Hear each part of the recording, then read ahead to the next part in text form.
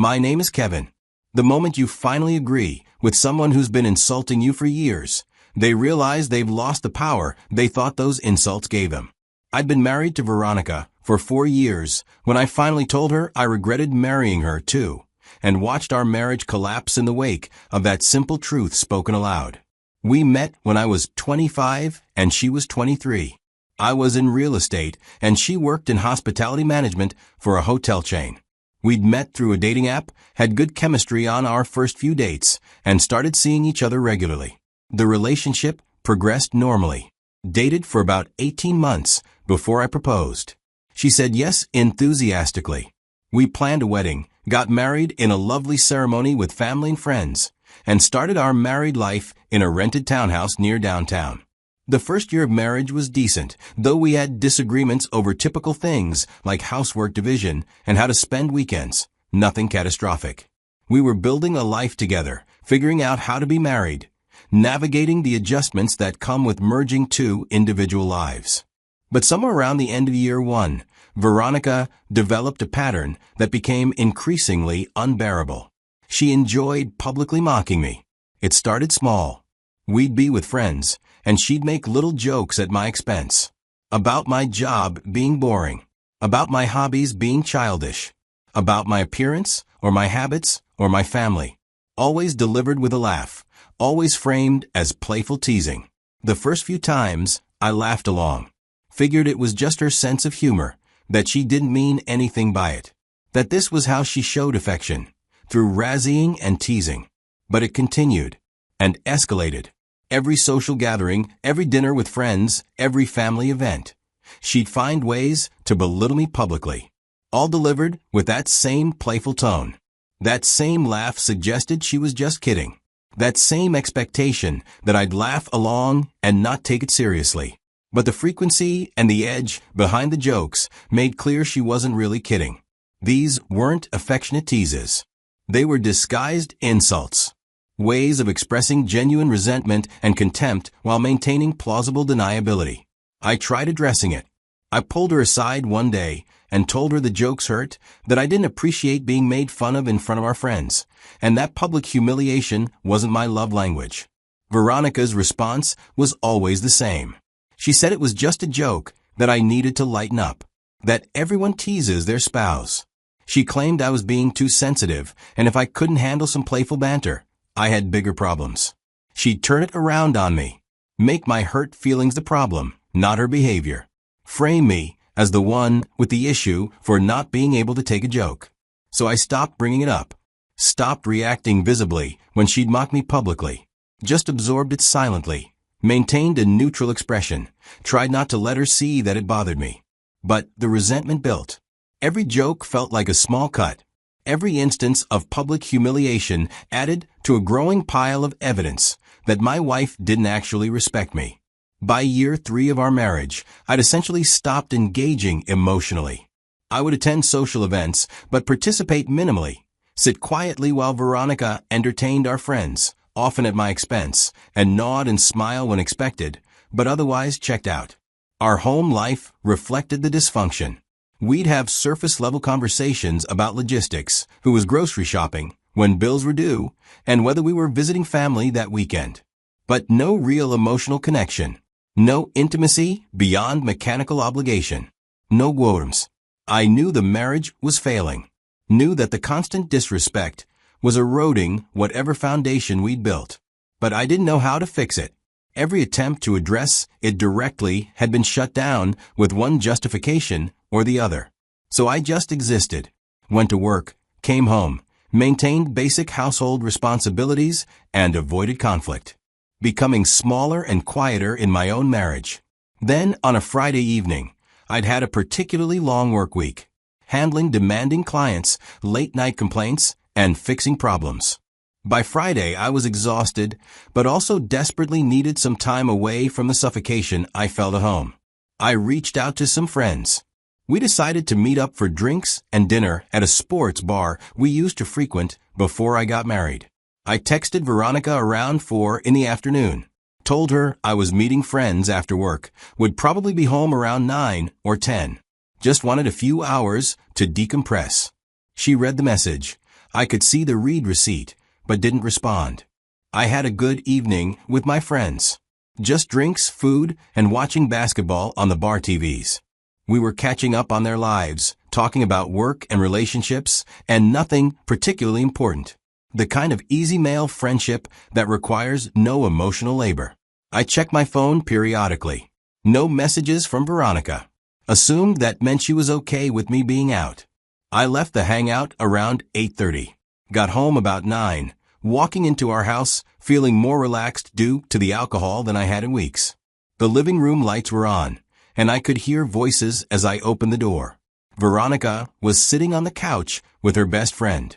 They were drinking wine, and clearly had been there for a while, based on the empty bottle on the coffee table. Her best friend greeted me politely when I walked in, smiled and said hello. Veronica's response was different. She looked at me with a sarcastic expression, eyebrows raised, a smirk on her face, then said loudly enough for her friend to clearly hear, "Wow, look who finally remembered he had a wife." I felt the familiar knot in my stomach, the one that appeared every time she started in on me publicly. I tried to de-escalate by explaining calmly that it had been only a few hours and that I'd been catching up with friends. Veronica rolled her eyes dramatically, made this exaggerated gesture of disbelief, then said that I'd been catching up with my childish friends instead of being home like a married man, that she swore she regretted marrying me every day. My wife's best friend laughed awkwardly, clearly uncomfortable, but not sure how to respond to her friend's venom toward her husband. I immediately felt the familiar humiliation wash over me. This woman I'd married was once again mocking me in front of someone else. But this time, I reached my limit after years of this pattern, or I was finally too exhausted to keep absorbing it silently. I told Veronica I regret marrying her every day too, then turned and walked toward the bedroom. The silence behind me was immediate and heavy. I could feel both women processing what I just said. Veronica walked after me, stammering, asking what that was supposed to mean. I stopped in the hallway without turning around and told her she'd been saying things like that for a long while. And I'd finally realized she was telling the truth, that she did regret marrying me. And that I'd come to know I felt the same way. Then I went to the bedroom, closed the door, and started my evening routine of changing clothes and getting ready for bed. I could hear a muffled conversation from the living room. My wife's best friend's voice asking questions and Veronica's voice responding, but I couldn't make out what they were talking about. After 20 minutes, I heard the front door open and close. My wife's best friend is leaving, then silence. I stayed in the bedroom trying to find sleep. I wasn't hiding exactly. I just didn't see the point in continuing the conversation that night. I had said what needed to be said. The truth was out now, and we both regretted our marriage.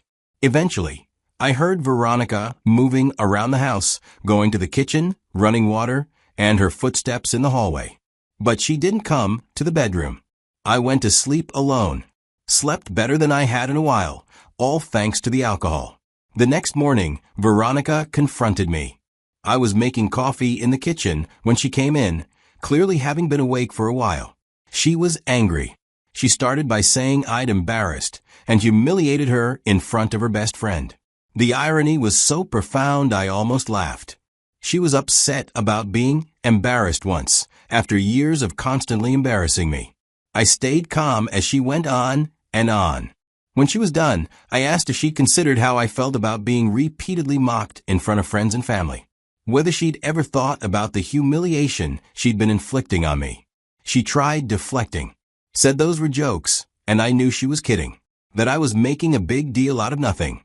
I told her simply that I wasn't joking last night, that I genuinely regretted our marriage. Those years of her disguised contempt had destroyed whatever love I'd felt. Veronica's face cycled through emotions, acted surprised that I felt this way. She suggested we could work on communication, that she didn't realize little jokes could hurt my emotions this much, that I would genuinely regret marrying her.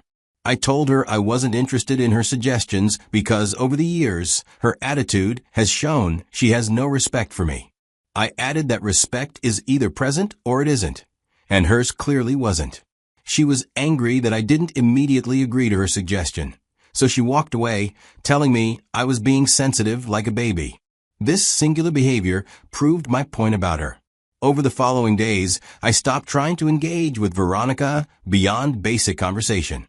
I was already emotionally detached, and when she began acting cold around me, I checked out the marriage thoroughly. It was like I was existing in the same space while planning my exit.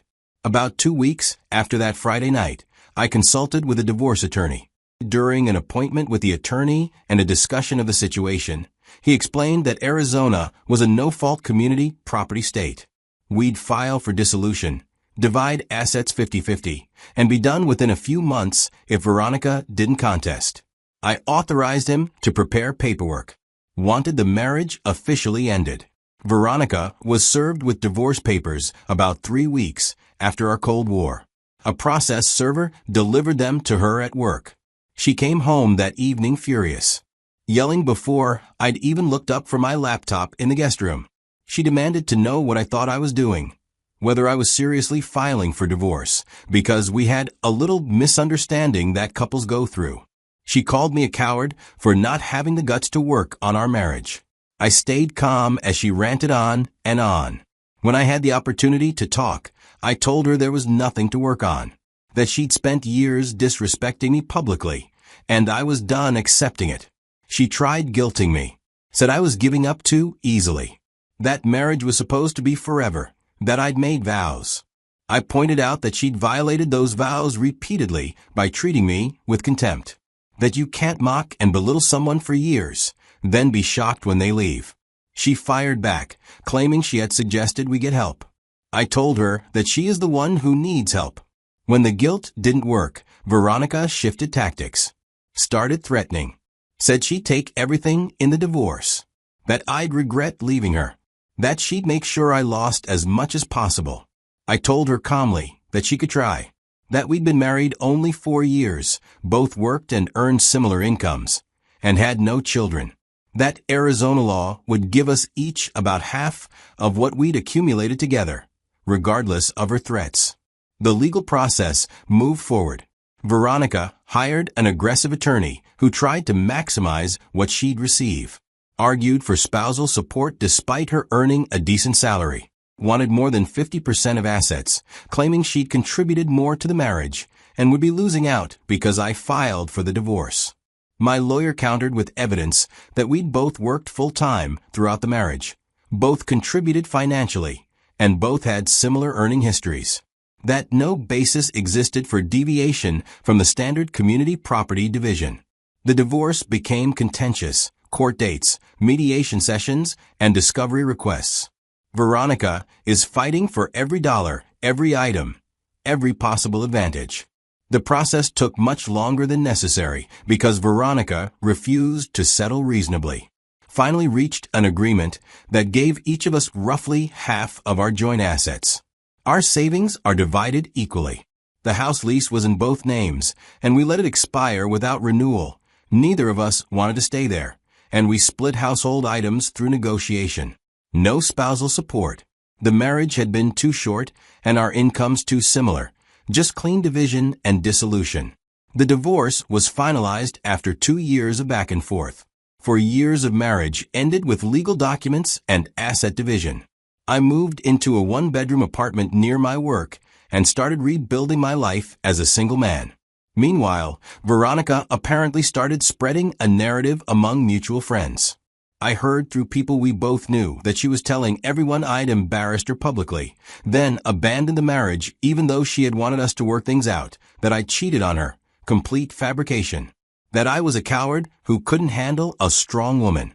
I ignored it initially, figured people who knew me would see through the lies, that my engagement with the whole thing would just feed drama I didn't want. But she kept spreading the defamation.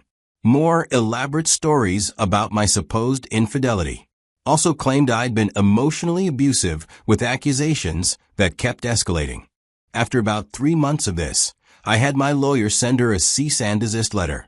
It was a formal legal notification that her false statements constituted defamation, and if she continued, I'd pursue legal action for damages to my reputation. The letter worked. The rumors stopped almost immediately. Veronica apparently realized that libel claims were serious, and that I had documentation of her pattern of public disrespect that would undermine any claim that I was abusive. Since then, I've heard nothing from her. We have no children, no shared property, no reason for contact. She's disappeared from my life completely, and I've never felt more relieved. As I reflect on how everything went after the marriage ended, I understand more clearly. I learned that public humiliation disguised as jokes is still abuse. That Veronica's pattern of mocking me wasn't harmless teasing. It was a way of expressing contempt while maintaining plausible deniability. I learned that when someone tells you repeatedly they regret being with you, believe them, even if they frame it as a joke. Even if they say you're too sensitive to be hurt. They're revealing their true feelings. I learned that respect can't be negotiated or counseled into existence. Either someone respects you or they don't. And once respect is gone, love can't survive. I learned that staying silent in the face of disrespect enables more disrespect. My years of not reacting to Veronica's public mockery taught her that I'd tolerate anything. That she could say whatever she wanted without consequence. Most importantly, I learned that agreeing with someone who's been insulting you removes their power. Veronica had used regret about our marriage as a weapon for years. The moment I said I felt the same, the weapon disappeared. She couldn't hurt me with something I acknowledged as true. Some people think I gave up too easily, that those 4 years of marriage deserved more effort, and I should have insisted on counseling or tried harder to address the communication problems. But those people didn't live in my marriage, didn't experience years of being made fun of in front of friends and family, didn't feel the slow erosion of self-worth that comes from constant public humiliation. I'd tried addressing it and had asked her repeatedly to stop, explaining to her that her jokes hurt. She dismissed my concerns every time, told me I was too sensitive, and refused to modify her behavior. At some point, continued trying becomes just accepting abuse. And I finally chose to stop receiving it. Veronica wanted a husband she could treat however she wanted, and he would bend every time. Someone who'd absorb her contempt silently. Someone whose humiliation she could use as entertainment for friends. I wanted a partner who respected me, who built me up rather than tearing me down, and who didn't need to diminish me to feel better about herself. We wanted incompatible things. So the marriage ended. She got upset because, for the first time, there were consequences for her behavior. For the first time, I didn't just absorb the insult and move on. I agreed with her, and that agreement destroyed the dynamic she'd been maintaining. Because the dynamic required me to protest, to defend myself, to prove I wasn't worthy of regret. The moment I stopped protesting and simply agreed, the whole structure collapsed. I regretted marrying her. She regretted marrying me. So we stopped being married. Simple logic. Simple solution. The execution was complicated because she fought it. Because she apparently wanted to continue the marriage despite claiming to regret it. Because she wanted the security of being married while maintaining the freedom to disrespect me. But I was done providing that security while accepting that disrespect. Veronica taught me that an unhealthy partnership looks like when some people view their spouse as a target rather than a teammate. And she taught me that walking away from that dynamic is the only self-respecting choice. I don't regret leaving. Don't regret the divorce despite it being difficult and expensive. I only regret staying as long as I did. I regret the years I spent tolerating disrespect because I thought marriage required that tolerance. Marriage doesn't require accepting abuse. It requires mutual respect and partnership. Veronica and I didn't have that. Probably never really did, because I overlooked that when we were dating. So the marriage ended, and I'm better for it.